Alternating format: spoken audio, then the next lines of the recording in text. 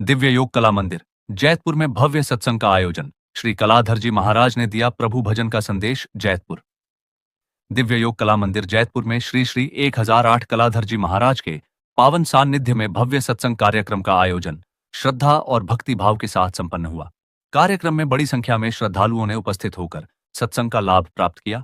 सत्संग को संबोधित करते हुए श्री कलाधर जी महाराज ने कहा कि मानव जीवन का वास्तविक उद्देश्य ईश्वर की भक्ति और नाम स्मरण है।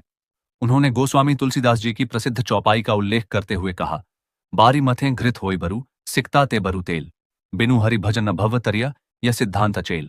महाराज जी ने कहा कि जिस प्रकार पानी मथने से घी और रेत से तेल निकलना असंभव है, उसी प्रकार प्रभु भजन के बिना इस संसार रूपी भवसागर से पार पाना भी असंभव है।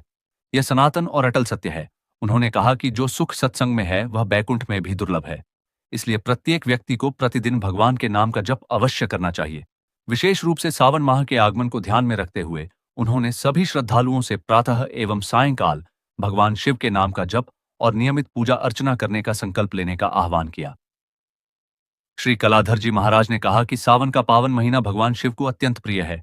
इस माह में श्रद्धा, भक्ति और साधना का विशेष महत्व है। उन्होंने कहा कि संसार में भगवान शिव और सद्गुरु ही ऐसे हैं जो बिना किसी भेदभाव और बिना नाप तोल के अपनी कृपा बरसाते हैं।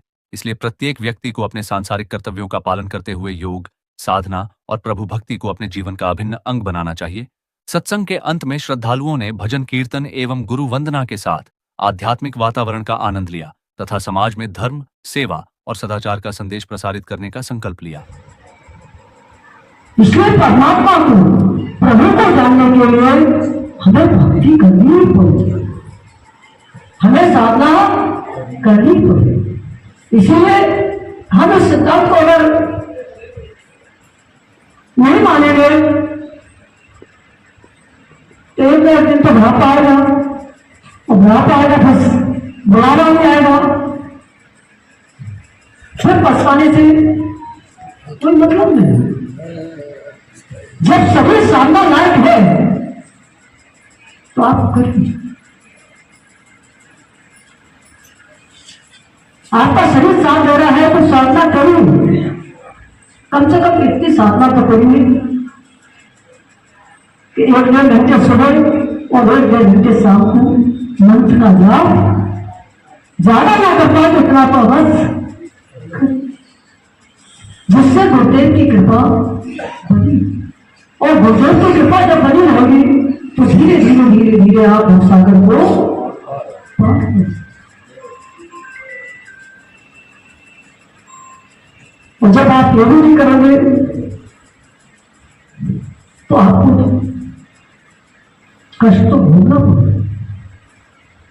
इस सच्चाई से आप मोह नहीं मोड़ सकते, क्योंकि कृपा को प्राप्त करने के लिए हम जाते हैं गुरु शरण में, गुरुदेव का आशीर्वाद हो जाता है तो कृपा तो मिल जाती है हमको। लेकिन कृपा वो चीज है जैसे हमने किसी से उधार धन ले लिया, वो उधार धन हमारा कितना समय काटेगा? ज्यादा समय नहीं काटेगा, लेकिन उसी उधार धन से हम कर्म करें, व्यापार करें तो हमारा जीवन सफल हो। तो यह है कि गुरुदेव की कृपा से